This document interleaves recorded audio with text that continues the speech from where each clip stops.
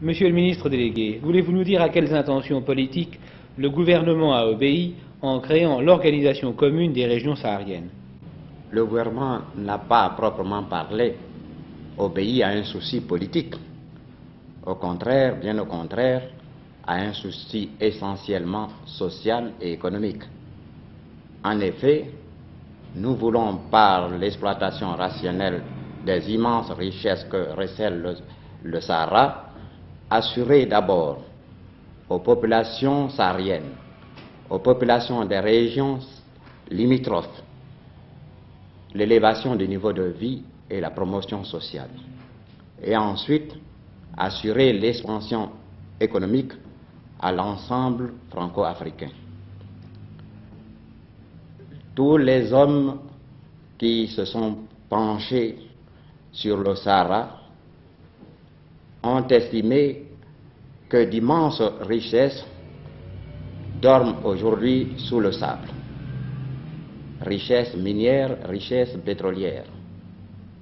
Mais les moyens techniques, financiers à mettre en œuvre pour l'exploitation rationnelle de ces richesses sont d'une importance telle qu'aucune des régions limitrophes n'est capable de les réunir seule. Donc, c'est un acte de foi à l'avenir de l'ensemble de l'Union française, mais c'est aussi un acte de solidarité qui nous a guidés dans l'organisation commune des régions sahariennes. Quelles sont les attributions de l'OCRS?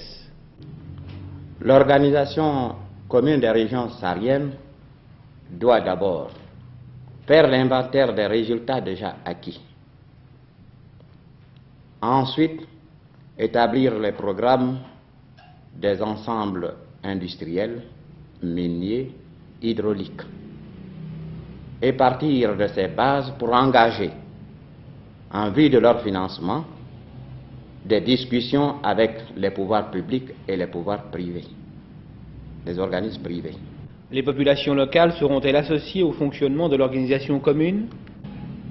On ne peut assurer le bonheur des peuples sans le concours actif de ces peuples à la recherche de ce bonheur. Aussi, nous avons estimé indispensable l'association des populations sahariennes à l'organisation de la région commune du Sahara.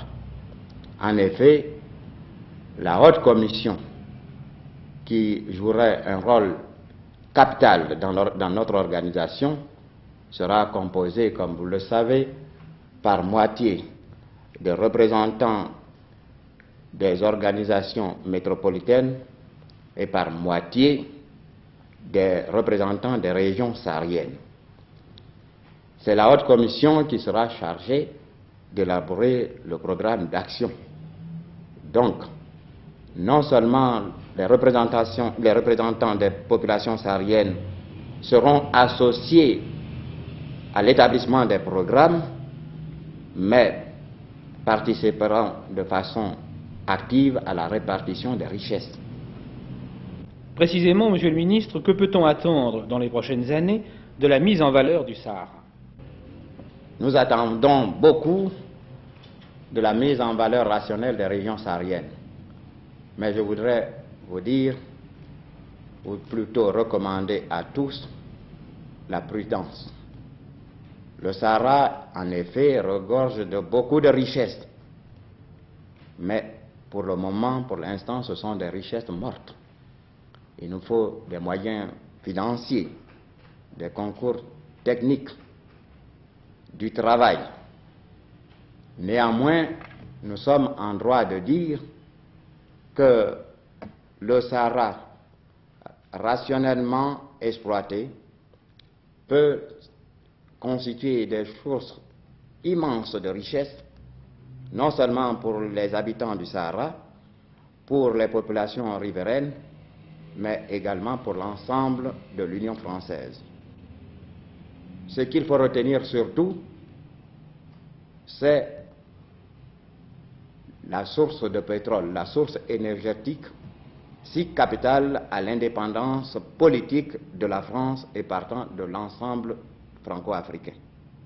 Nous voulons en effet, par l'exploitation des richesses pétrolières, rendre à la France et à l'ensemble de l'Union française leur indépendance vis-à-vis de l'étranger en matière énergétique.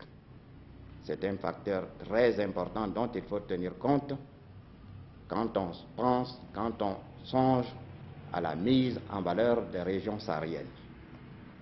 Merci, Monsieur le Ministre.